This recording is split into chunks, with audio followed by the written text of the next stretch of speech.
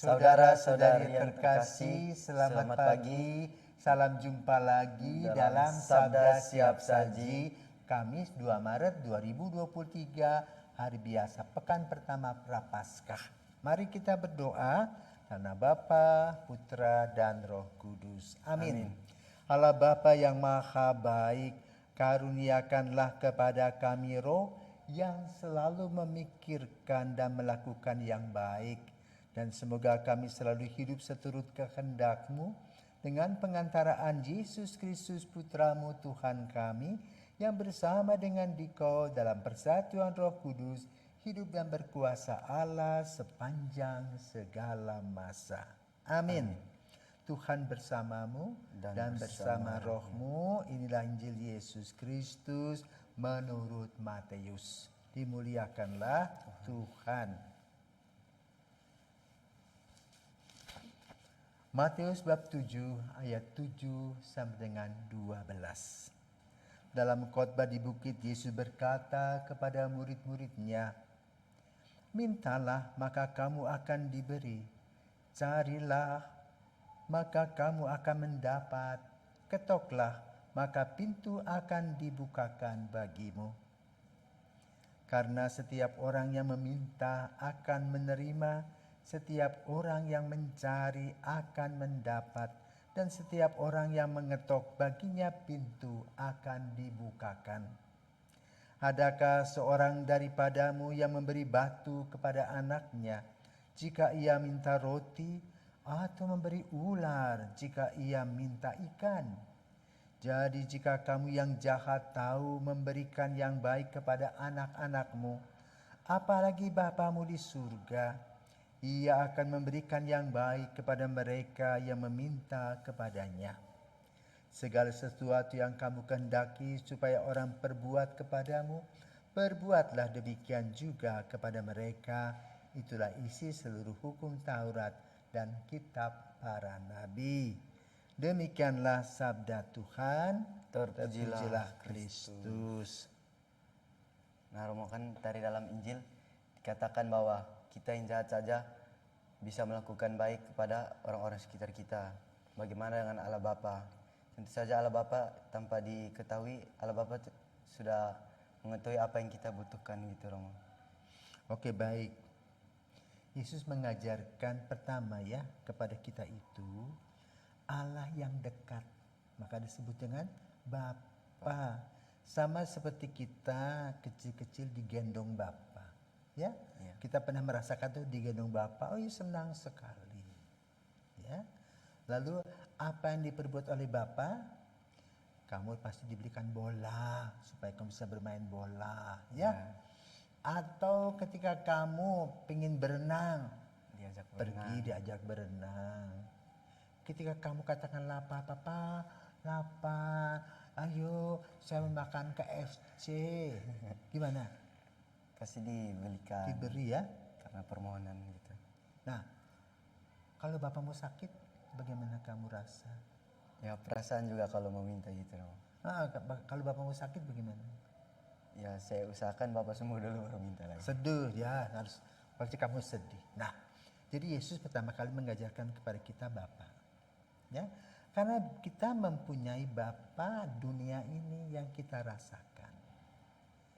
Jadi Bapa yang diajarkan Yesus itu Allah yang dekat dengan kita, yang mengerti apa yang kita perlukan. Tetapi ada bedanya. Ya. Bapa di bumi ini terbatas. Ya. Bahkan nanti kalau Bapamu sudah tua, kamu mesti urus mereka, ya, balas budi mereka. Kalau Bapa di surga abadi, maka kasihnya pun abadi. Kan Yesus berpesan supaya kita dengan rendah hati datang kepada Bapa di surga, minta, kamu akan diberi. Nah, kamu akan diberi dengan cara apa? Belajar dengan baik, bekerja dengan sungguh-sungguh jujur, ya, mempersiapkan diri dan bertanggung jawab. Mintalah maka kamu akan diberi. Bapamu aja tadi kamu minta ke KFC pasti diberi. Minta bola diberi, apalagi Bapa di surga. Ya. Lalu apa terjadi lagi? Ketuklah, Maka pintu akan pintu dibukakan. akan dibukakan. Apa maksudnya ketuklah? Usaha. Ya, Ya. supaya kita bisa mengikuti jalan yang benar dari Bapa. Yang ketiga apa tadi? Mintalah maka kamu akan diberi. Mintalah kamu akan diberi, carilah. Minta kan sudah, carilah maka kamu akan mendapat. Mencari apa? Mencari ilmu, ya, mencari pekerjaan yang baik, mencari kesempatan demi kesempatan untuk mengisi hidup kita. Bukan hanya mengumpulkan uang secara jasmani, tetapi juga secara rohani. Ya. Maka seorang calon imam, ya, pekerjaannya apa? Belajar. Sampai perguruan tinggi kerjanya belajar saja. Ilmu-ilmu yang macam-macam itu. Tetapi jangan lupa perangai dan karaktermu juga harus terpuji. Maka 3 kata yang dikatakan oleh Yesus, mintalah kamu akan dapat. Carilah, ya, dan ketuklah maka kamu akan mendapatkan. Inilah tugas kita, berkat-berkat yang Tuhan berikan kepada kita melalui kehidupan ini. Kalau saja Bapa kita sudah hebat sekali, apalagi Bapa di surga.